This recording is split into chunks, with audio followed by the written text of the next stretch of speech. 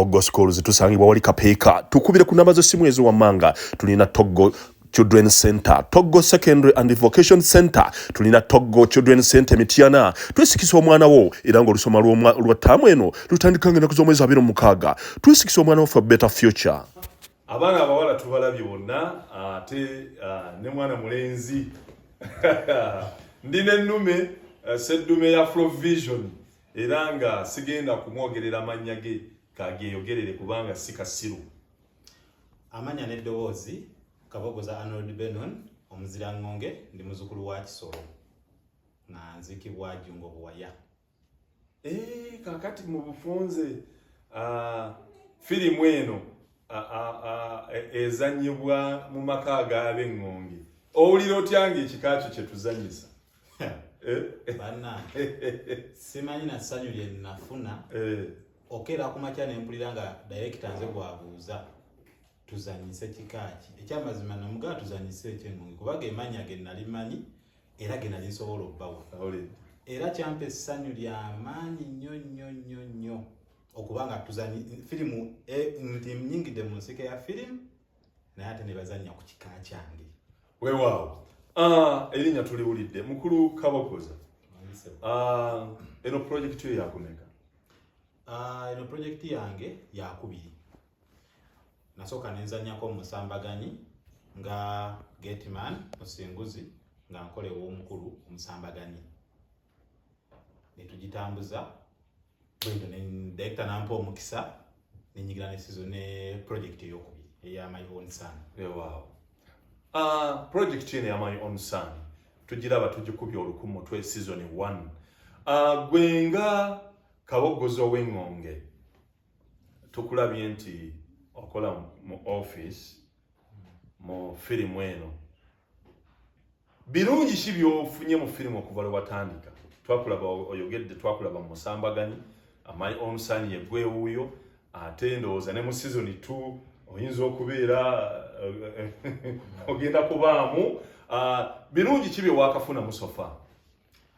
Nze nno okwawukanako ne bannange oba oliawo nga ebirungi byenfunye sibifunye nti nga nnyingidde filimu wabula okuva lwe nasemberera omukulu Hamisi Seggujja before nga tannaba na kutandika filimu nemba nga ndi close gyali nfunye emikwano mingi njize ebintu bingi kubanga musajja musomesa akuwabula w'okoze ensobi ate n'akutereeza so bw'oba muli close takukkiriza kubanga ova mu line gy'aba ayagala.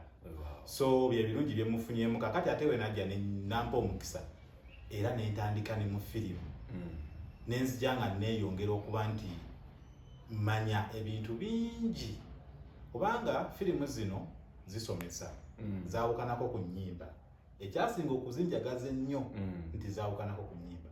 Filimu bazanya ku bintu ebyobulamu obuliwo ne bakiteeka ku screen noba ng'osobola okukiraba so weyongera okuyiga nomanya nti mulamu wa bulijjo kiba bwe kiti so buli kimu n'okitambuza nga kwegamba oba ngambe ntya sima bwe nyinza kifuleezinga naye nga kikuleetera okuba nti oyiga ebintu bingi.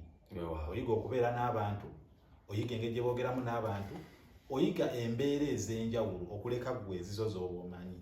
Weewaawo. Kaakati mukulu Kabogoza tukulabyeko nga okola ku ofiisi oba oliawo abakozi ab'enjawulo buli omu atuukira ku ggwe gwe operations manager tulabanga buli omu atuukira ku ggwe buli omu ekizibu akikaabira ggwe.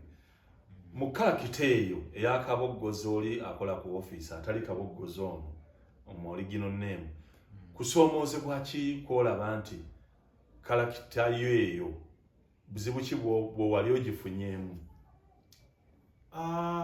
Obuzibu bwe nasinga ofuna mu kalakita eyo bwe bw'ogonjoola ensonga z'omukozi nga alina conflicts n'omwami we naye ng'omwami ate takola ku ofiisi awo naye ng'ate ajja entalo ne bazikolera ku kampani.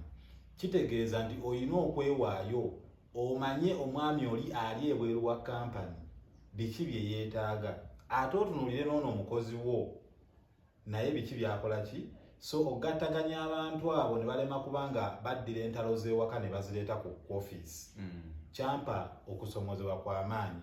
Mpozi n'ekirala kwe kuba nti nalina okubangawo mu buli nsonga yonna. Kati nga incident gye twalabako nga Pounds agoba omukozi Stacy. Kapaati ako kampisaamu si bulungi kubanga nalabira ddala nga bampadde obuzibu nti olina okukibeeramu kyokola abatulugunya mukozi munno si kyewandyagadde, kale tekyampisa bulungi n'akamu. Okay. Kakati mukulu Kabogoza, olowooza firimu eno nga bw'ogiraba generally kiki ky'oyizeemu? Nze firimu byenjizeemu biwerako naye nja kukonolayo ebitonotono. Bakama baffe balemenga okwegwanyiza abakozi. Kiba kibi nnyo okubeera nga gwe okulira omuntu ate n'ogwa naye mukwano. Ekiddako kiba kuyisa mu maaso, emirimu giba tegige. Bw'aba mukyala nga yagudde mulaavu n'omwami, ate omukyala aba agenda kukola byatateekeddwa nakukola omuli okwonoona ssente za kampani. Kati nga bwe twasemba nga tulaba nga omukyala Pounds ali mu nteekateeka ezikolera maneja Musa ekirabo ekinene, oba kumutwala out oba kumuyiwa mu mmotoka nnene teri amanyi. Tujjabira mu season 2 naye nga ekyo kiba kibi nnyo. Okay. Kakati olowooza omuntu asuubire ki mu season 2 era kuba abalabi nkakasa beesunga era balindirira ddala tugenda okulangirira nti season 2 etandika budde bwe buti. Omuntu alindira okugamba omulabi alindirire ki mu season 2? Abalabi baffe yo season 2 mugenda kujeetama bwetama kubanga omusajja alina peni n'olupapula ate season 2 agitaddemu obwongo bungi nnyo. Buli kalakita gye mulaba mugisuubiremu ekyamaanyi. Season 2 egenda kubasuza nga temwebase, temulaba nti nno twatandika tubawa ennaku 3 zaali 2 ne mujja bannaye butono oloka banyumira ne tugenda ku 3 ne tugenda ku 4 mugenda tuuka mutusabe ennaku 7 wiiki namba tugikube wali inshallah season 2 era mutusabire buli kimu kibe nga kitambula bulungi inshallah.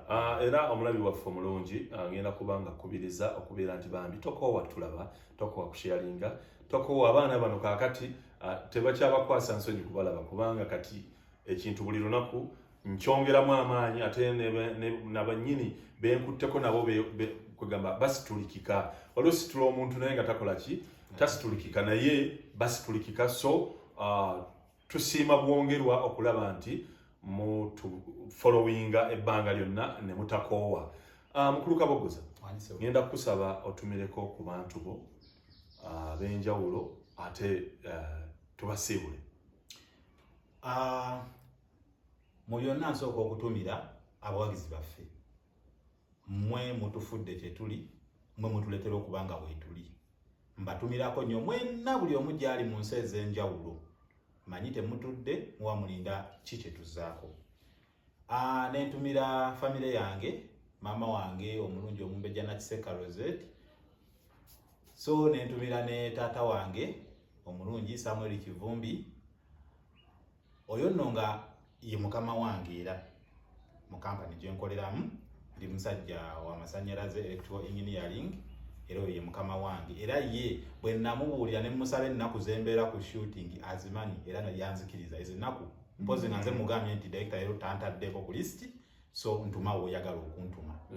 Era mwagala nnyo nengatako baganda bange bonna, mikwano gyange gyonna na buli omu yenna awagira film industry ya Uganda naddala Afrovision. Kati nno bannange abalabi baffe abalungi, ngenda kukomekereza nga mbagamba nti ensonga gye mbabuuliddeko ey'obuyambi osobola okubuyisa ku account number eya Centenary Bank nga eri kanjikebere wano eri 323 0 2 6 2 8 9 4 1 eri mu mannya ga Sseggujja Hamisi. Osobola okuteekako ejjamba lyo lyonna tulabe nga tweddaabulula mashini zaffe ezajja. Ekituufu kiri nti tulemereddwamuko oba oliawo naye omanyi bagamba sooka onzigiremu wano. Omanyi mu Busiraamu bagamba bw'oba oyina kye weetaaga kuba enduulu odduukirirwe. Osobola okuteekako ne bwe luba 10 tujja kulweyanza tusobole okulaba nga tuzzaawo ebyuma byaffe. Ate ngenda kwebaza bannaffe abatukwatiddeko mu mbeera ez'enjawulo omuli aba Airmark Uganda, muli ba Kabinnyo, anzeko mwannyinaze Dora Dora weebale nnyo Dorin, byonna byokola tusiima. Anzizaako mwannyinaze Tereza Namakula, weebale nnyo weebalire ddala nti oli wa Kabinnyo, byonna byokola tusiima. Saalongo Joseph Magala, weebale nnyo muganda wange, weebalire ddala byonna byokola tusiima. Na buli omu yenna aba Tavern Woods Lubaga, mwebale nnyo mwebalire ddala bambi temujjanga okwo tusimira ddala. Na buli omu yenna atuyambyeko mu mbeera zonna okulaba nti tutuuka we tutuuse. Nsembyayo Zenji Studios muli ba Kabinnyo, big up, mbagala nnyo bannange muli ba Kabinnyo. Wonno nenzizaako bannange okubira omulanga omuntu oyo yenna ali eyo asobola okuyambako omukulu bamuyita Pilot. Bamukuba amasasi bannaffe abeetwala nti bamaanyi nnyo mu ggwanga muno tebagambwako, bambi bamukuba amasasi mu kugulu era ng'apookya n'ebiwundu. Omusajja oyo y'omu ku batera okutambuza emirimu gyaffe, tumutuma wano na wali era nga bambi piki ye kwatambulira takyasobola nagivuga, bamukuba amasasi n'abanga bambi apookya n'ebiwundu era nga yeetaaga essaawa eno okufuna obujjanjabi obw'enjawulo oba oliawo ffe bwe tutalinako obusobozi. Nabwe kityo mbaagaliza tusinkane mu season 2 egenda okuba omuliro omwereere.